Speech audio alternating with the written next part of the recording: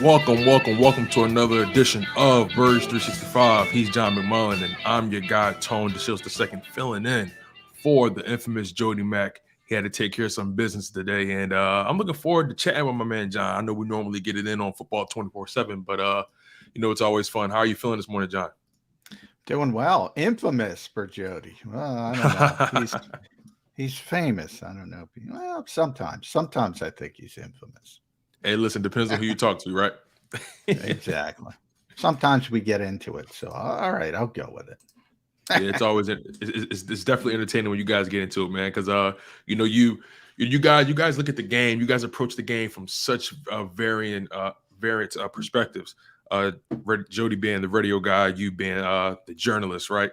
But when it comes to this Philadelphia Eagles team, I feel like a lot of people have varying positions that they like to talk about them from. Some people feel like this team is entering the playoffs on the wrong foot.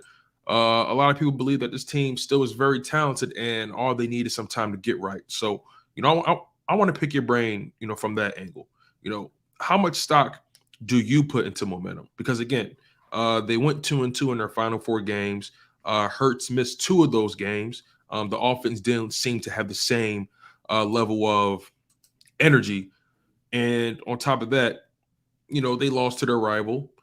And the play calling seemed to be shaky at times. So again, I'm curious to know, how much stock do you put into momentum, especially at this time of the season? It can work both ways. I think it helps with confidence.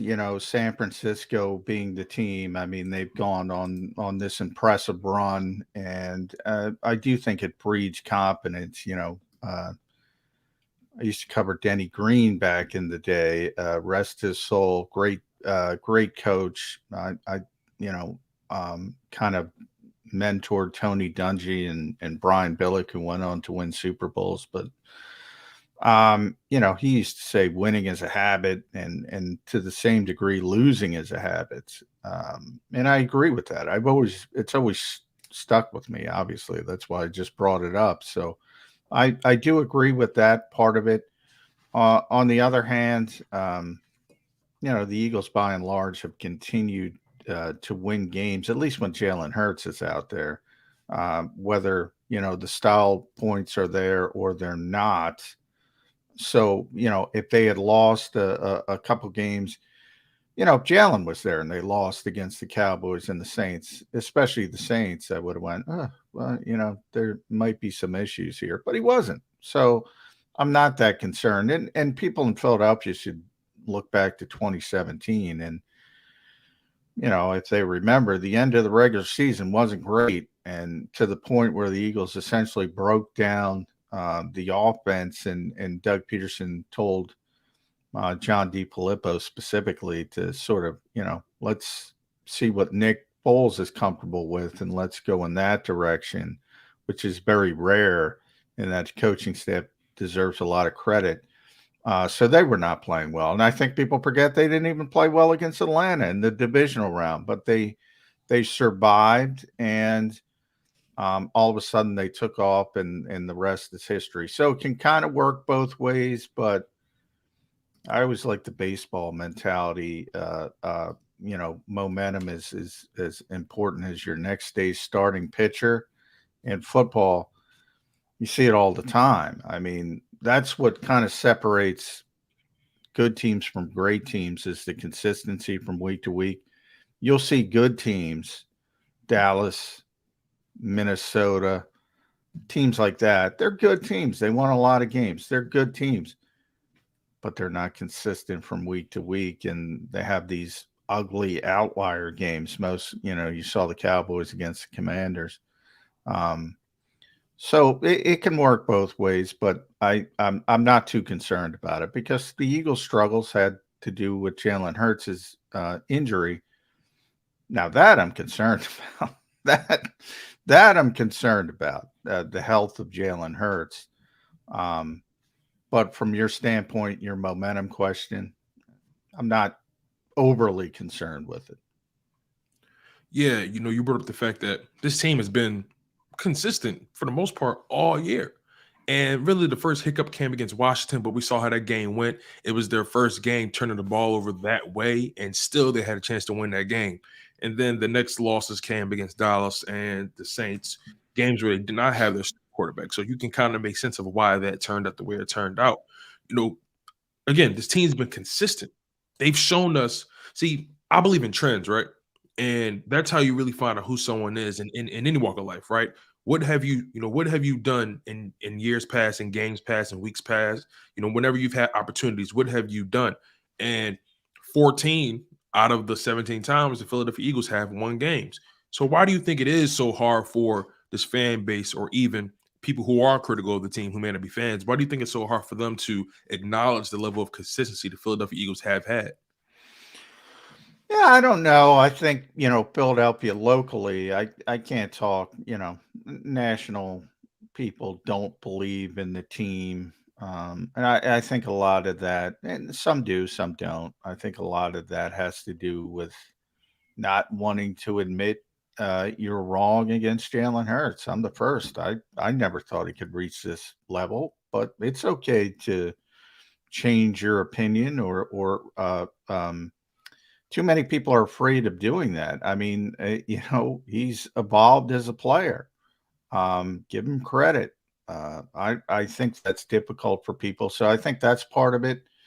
Um, Locally, I mean, I think Philadelphia. There's certain things about this city that are never going to go away, and we joke about it when it comes to aggression on defense. Never going to go away.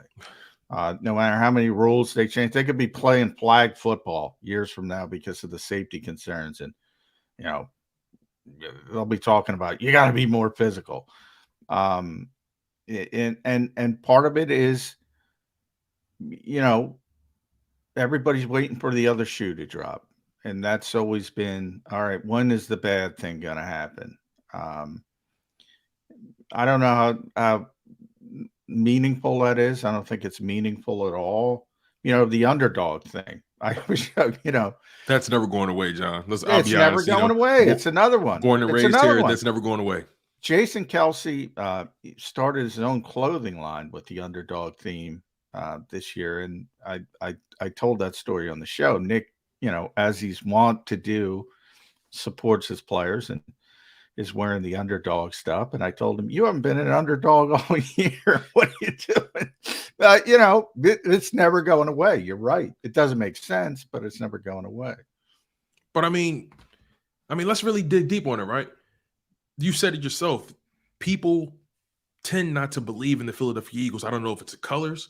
I don't know if it's the way the city, the way the fans carry themselves, but generally, at least from what I've always heard throughout the years, the Philadelphia Eagles have always been that team. Oh yeah, by the way, the Philadelphia Eagles, they don't really have the same mystique, or I don't know, they don't carry the same level of respect, or they don't get the same level of respect as teams who probably won the same amount of Super Bowls as them, but because they have certain guys on their team, or maybe because they're a little bit more marketable, they kind of get the looks, or they get talked about in a certain light.